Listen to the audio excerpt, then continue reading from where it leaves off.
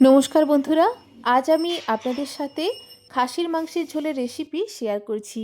গ্রামের বাড়িতে গিয়ে তৈরি করেছিলাম খাসির মাংসের ঝোল। সেই ঝোলের রেসিপি শ্যুট করে রেখেছিলাম, সেটাই আজ শেয়ার করছি। প্রথমেই মাংস ধুয়ে নেব। মাংসের সাইজটা একটু বড় আছে, সেই জন্য মাংসটা একটু ছোট করে কেটে নেব।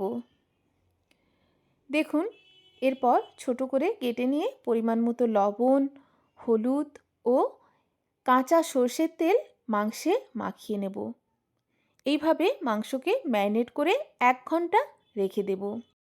মাংস এভাবে ম্যারিনেট করে 1 ঘন্টা রাখার পর যদি তৈরি করা হয়, তাহলে মাংসের টেস্টটা কিন্তু খুব ভালো হয়। ম্যারিনেট করার ফলে মাংসের মধ্যে খুব ভালো করে লবণ হলুদটা ভালো করে ঢুকে যায়, ফলে মাংস খুব ভালো করে যেমন সেদ্ধ হয়, মাংসের টেস্টটাও কিন্তু ভালো হয়। 1 ঘন্টা রেখে দিয়েছিলাম ম্যারিনেট করে। এরপর দেখুন, মাংস ও মাংসের চর্বিটা সেপারেট করে নিয়েছি। যেহেতু চর্বিটা রান্নার একটু পরের দিকে অ্যাড করব, সেই জন্য চর্বিটা সেপারেট করে নিয়েছি। প্রথমের দিকেই যদি চর্বিটা অ্যাড করে রান্নাটা করা হয়, চর্বিটা গলে যাওয়ার সম্ভাবনা থাকে। একটু পরের দিকেই সেজন্য চর্বিটা অ্যাড করব। এরপর দেখুন, সমস্ত মশলা রেডি করা আছে। ওখানে গেলে মশলা আমাকে জোগাড় করতে হয় না, সমস্ত কিছুই জোগাড় থাকে। রান্নাটা শুধু আমি করি। যেহেতু রান্নাটা করতে আমি ভালোবাসি, রান্নাটা আমি করি, সমস্ত মশলার জোগাড় থাকে। এইভাবে যদি মশলার জোগাড়টা থাকে, রান্নাটা করতে কিন্তু খুব ভালো লাগে। দেখুন, পরিষ্কার জলে ধুয়ে আলু বড় বড় করে কাটা আছে। সেই কাটা আলু কড়াইতে পরিমাণ মতো সর্ষের তেল দিয়ে লাল লাল করে ভেজে নিয়েছি। আলু ভাজার অবশিষ্ট তেলেই কয়েকটা রসুনও ভেজে নিচ্ছি। এই গোটা গোটা রসুন মাংসে দিয়ে আজকের মাংসটা রান্না করব। খাসি মাংসের সাথে এরকম গোটা গোটা রসুন দিয়ে রান্না করা হয় যদি, ভাতের সাথে এই রসুন মাখিয়ে খেতে কিন্তু অপূর্ব লাগে। রসুন ভেজে নিয়েছি হালকা করে। এরপর আবারও তেল দিয়ে 2টো তেজপাতা, গোটা গরম মশলা ফোড়নে দিয়ে কেটে রাখা পেঁয়াজ দিয়ে দিচ্ছি। পেঁয়াজ পরিমাণ মতো লবণ দিয়ে গোল্ডেন ব্রাউন করে ভেজে নিচ্ছি। পেঁয়াজটা গোল্ডেন ব্রাউন করে ভাজা হলে দিয়ে দিচ্ছি বেটে রাখা রসুন। রসুন, আদা ও পেঁয়াজ বাটাটা কিন্তু শিলেই বাটা হয়েছে। কেবলমাত্র মিক্সিং জারে টমেটোটা বাটা হয়েছে। এই বাটা মশলার স্বাদ কিন্তু অন্যরকমই হয় শিলে বাটা মশলার।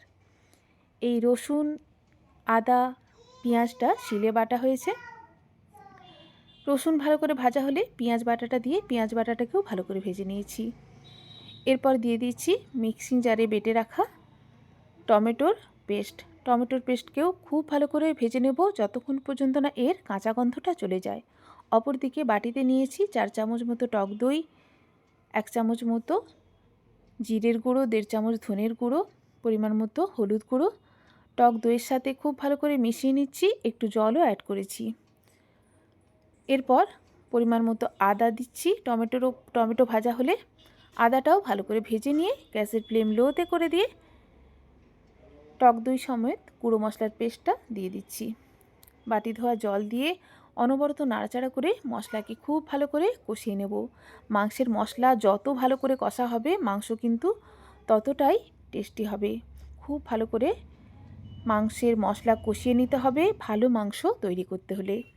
হাতে একটু সময় নিয়েই কিন্তু একে একে সমস্ত মশলা দিয়ে আমি সমস্ত মশলাকেই খুব ভালো করে কষিয়ে নিয়েছি। মশলা থেকে তেল ছেড়ে এসছে। এরপর দিয়ে দিচ্ছি মাংস।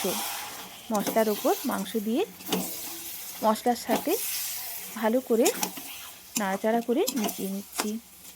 গ্যাসের ফ্লেম হাইতে রেখে মিনিট 2 এইভাবে মশলার সাথে মাংসকে মিক্স করে নিচ্ছি। এরপর গ্যাসের ফ্লেম লোতে রেখেই আমি মাংসটা কষিয়ে নেব। এক্সট্রা করে কোনো জল অ্যাড করব না। ঢাকা দিয়ে গ্যাসের ফ্লেম লোতে রেখে মাংস কষিয়ে নেব। মাংস থেকে যে জল বেরোবে তাতেই কিন্তু খুব ভালো করে মাংস কষানো হয়ে যাবে।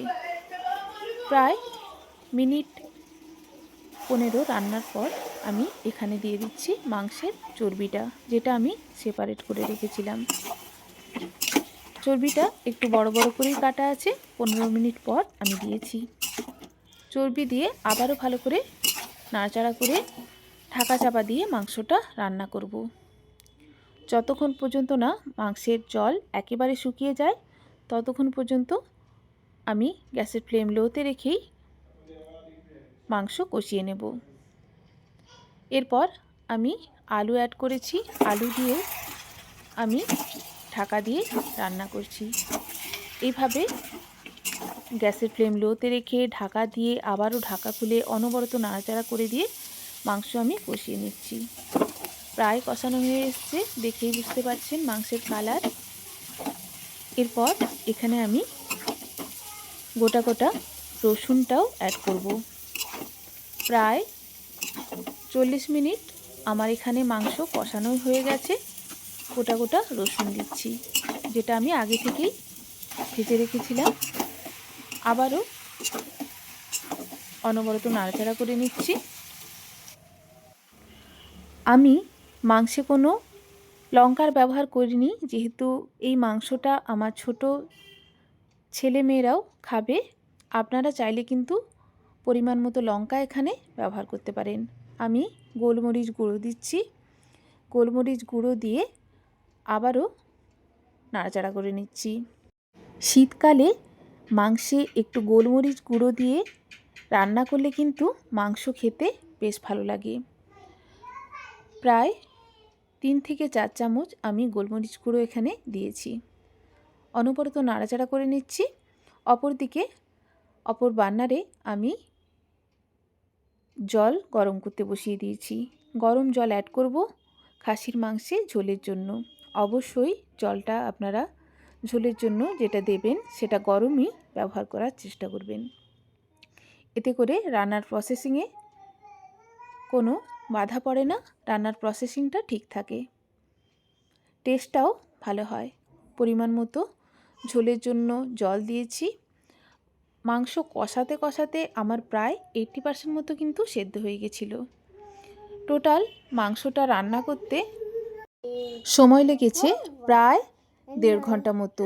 গ্যাসের ফ্লেম লোতে রেখে সঠিক মাপে ঢাকা দিয়ে রান্নাটা করেছি। প্রায় 1.5 ঘন্টার মধ্যেই মাংসটা কিন্তু সম্পূর্ণ কড়াইতে ভালোভাবেই সেদ্ধ হয়ে গেছে। দেখুন ঝোল ফুটে আসছে, মাংসও সেদ্ধ হয়ে গেছে। উপর থেকে ফ্রেশ ধনেপাতা ও গরম মশলা ছড়িয়ে ভালো করে মিশিয়ে দিচ্ছি। গোটা গোটা কয়েকটা কাঁচা লঙ্কাও দিয়েছি। মাংস একেবারে রেডি। গরম গরম সাদা ভাতের সাথে সার্ভ করব। আজকের এই ভিডিও কেমন লাগলো অবশ্যই জানাবেন।